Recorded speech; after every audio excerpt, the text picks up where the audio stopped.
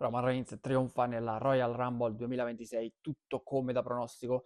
È proprio in questa puntata di Forzinet che mi occuperò del commento di questo grandissimo evento che onestamente non ha regalato grandissime sorprese e non è stato eccezionale, non resterà nella storia delle migliori Royal Rumble secondo me. Prima di addentrarmi nel discorso, vi ricordo di iscrivervi al mio canale YouTube Daniele Forzinetti qualora aveste piacere nel seguire i miei video. Come detto, Roman Reigns ha vinto per la seconda volta in carriera la Royal Rumble ad 11 anni di distanza dalla prima ed unica volta che era accaduto. Ha eliminato per ultimo Gunther, del quale ci occuperemo anche in un capitolo a parte per quanto riguarda il match contro AJ Styles, ma prima concentriamoci proprio su quello che è l'evento più importante, ovvero il Royal Rumble match maschile.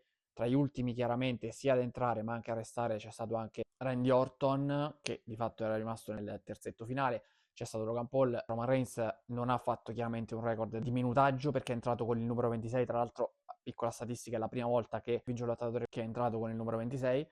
Roman Reigns però ha messo a referto il maggior numero di eliminazioni, ben 5, al pari di Obafemi, che invece è stato l'altro dominatore della contesa, l'altro grande protagonista nei primi minuti. Primi minuti che hanno visto protagonista in negativo anche Braun Breaker, che è stato subito attaccato da un nuovo mascherato, un altro, ancora una volta si è mosso con le stesse movenze di Seth Rollins a utilizzare il curb stomp. Questa volta potrebbe essere proprio l'ex messia, l'ex leader del division ad aver attaccato Braun Breaker per instaurare e porre le basi per una rivalità che potrebbe culminare a WrestleMania, dato che precedentemente, proprio per giustificare l'infortunio e l'assenza di Seth Rollins, quest'ultimo era stato tradito da Braun Breaker, quindi il nome più probabile è quello di Seth Rollins, ma io non escludo che sia ancora una volta Austin Theory, l'uomo mascherato, magari arruolato da Seth Rollins per infiltrarsi dall'interno nel Division e cercare di distruggerlo dall'interno proprio per ordine di Seth Rollins, che poi ovviamente dovrebbe andare a battere Braun Breaker. Quindi non escludo questo scenario, però tornando al vincitore, ovvero Roman Reigns, io sono molto contento della vittoria di Roman Reigns, devo dire, ma nella Royal Rumble in generale non ci sono state grandi sorprese, ci aspettavamo Chris Jericho, non c'è stato il debutto di Royce Kiss, che è l'ex Powerhouse Hobbs in AEW, un debutto tiepido, devo dire, molto meglio di quello di Obafemi, che sapevamo comunque avrebbe potuto imporsi come big man. C'è stato anche Brock Lesnar, però non è stata una Royal Rumble rispetto all'anno scorso, che comunque era stata pubblicizzata con nomi fantastici ed eccezionali e comunque è stata di alto livello, con sorpresa finale vista la vittoria di Geuso. Quest'anno invece non ci sono state sorprese, Roman Reigns era il favorito e ha vinto. A questo punto bisogna capire bene cosa succederà con i main event di WrestleMania, perché innanzitutto Roman Reigns si va a fare l'ennesimo main event di WrestleMania. Io ero molto orientato su Roman Reigns contro Drew McIntyre fino a qualche ora fa. Adesso, visto che Cody Rhodes è stato estromesso proprio per colpa di Drew McIntyre, non vorrei che Cody Rhodes vada ancora una volta a lottare per il titolo a WrestleMania contro McIntyre questa volta e che Roman Reigns vada contro CM Punk, visto che Braun Breaker invece potrebbe affrontare quest'uomo misterioso o comunque direttamente Seth Rollins se l'uomo misterioso non fosse Seth Rollins. Quindi bisogna un attimo vedere come si sono rimescolate le carte. Non escludo che Roman Reigns possa andare a scegliere addirittura CM Punk come suo avversario per fare una sorta quasi di rivincita del match dell'anno scorso in cui era incluso anche Seth Rollins e che ha vinto proprio lo stesso ex leader del Division. Questa volta con il titolo in palio, con CM Punk campione. Sarei molto curioso di vedere il match tra i due e quindi non ho ancora le idee ben chiare riguardo quello che potrebbe accadere, però non vedo l'ora di scoprirlo. Quel che è certo è che Roman Reigns ha trionfato in questa edizione della Royal Rumble, ma allo stesso tempo il Royal Rumble match maschile non è stato sicuramente da ricordare. Per quanto riguarda invece la Royal Rumble femminile, il Royal Rumble match femminile, a trionfare è stata Liv Morgan e qui anche il riscontro, l'esito incontra i miei favori del pronostico assolutamente. È stato anche un match molto più bello rispetto agli altri dal mio punto di vista. Qui non c'è stato il ritorno di Bianca Belair, io me l'aspettavo, lo davo per certo, invece non si è verificato, niente Bianca Belair e non escludo però che possa comunque tornare nella prossima puntata di SmackDown o anche di Raw, vedremo cosa succederà. Però Liv Morgan ha vinto eliminando per ultima Tiffany Stratton al suo rientro dopo un periodo di assenza e Tiffany Stratton precedentemente invece aveva eliminato l'altra atleta rimasta in gara, Sol Ruka, che è stata autrice di una prestazione fantastica da debuttante di fatto, quindi Sol Ruka già comunque si afferma come una delle migliori, un po' come fece l'anno scorso Roxanne Perez. Quest'anno Roxanne Perez è durata poco. Liv Morgan bisogna dire che ha tradito Raquel Rodriguez prima di eliminare le altre due contendenti e quindi sono molto curioso di capire cosa succederà all'interno del Judgment Day, perché io mi aspettavo un tradimento magari non con eliminazione, ma un tradimento anche precedente da parte di Raquel Rodriguez o di Roxanne Perez.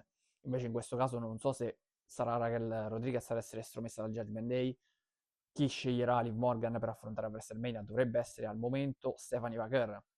Bisogna anche capire se Stephanie McGirr resterà campionessa prima di WrestleMania. Io credo di sì e mi auguro di sì. Magari potrebbe verificarsi che sono un triple threat match eventualmente con anche Raquel Rodriguez o l'inserimento di Roxanne Perez, che io comunque ci tengo a non trascurare. Però Liv Morgan finalmente si va a garantire il suo posto, il posto che meritava a WrestleMania, e un match soprattutto titolato. Ovviamente main event bisogna valutare, perché non è detto che effettivamente sia nel main event come abbiamo visto negli ultimi anni, però quel che è certo è che lotterà in un match titolato ed è quello che merita. Io mi auguro anche che possa portare a casa una meritata vittoria a WrestleMania, perché così come il match titolato le manca anche la vittoria titolata a WrestleMania. Spero veramente che possa tornare campionessa, visto che ha fatto un grandissimo lavoro negli ultimi anni, soprattutto negli ultimi 2 anni, prima nella rivalità con Rhea Ripley, coinvolgendo Dominic Mysterio e non solo. Quindi credo e spero che Liv Morgan possa diventare, anzi tornare campionessa a WrestleMania, che sia contro Stephanie McGirr o contro qualsiasi altra avversaria. Dall'altra parte della barricata c'è Jade Cargill. Io credo che se torna Bianca Belair, l'avversaria di Jade Cargill possa essere proprio Bianca Belair. Poi valuteremo e vedremo cosa succederà. Potrebbe esserci uno scontro fratricida invece tra Charlotte Flair e Alexa Bliss. Charlotte Flair, l'Iron Woman di questo match, perché è colei che è rimasta per più tempo all'interno della Royal Rumble, però ha eliminato per sbaglio a quanto pare Alexa Bliss. Lei potrebbe averla eliminata per sbaglio, credo che Alexa Bliss invece, se dovesse vendicarsi, non lo farà per sbaglio, quindi in vista potrebbe esserci a WrestleMania o giù di lì un match proprio tra Charlotte Flair e Alexa Bliss, che sarebbe veramente incredibile, mentre la ragazza che ha effettuato più eliminazioni è stata Lash Legend, anche qui 5 eliminazioni come Oba Femi e Roman Reigns nel match maschile.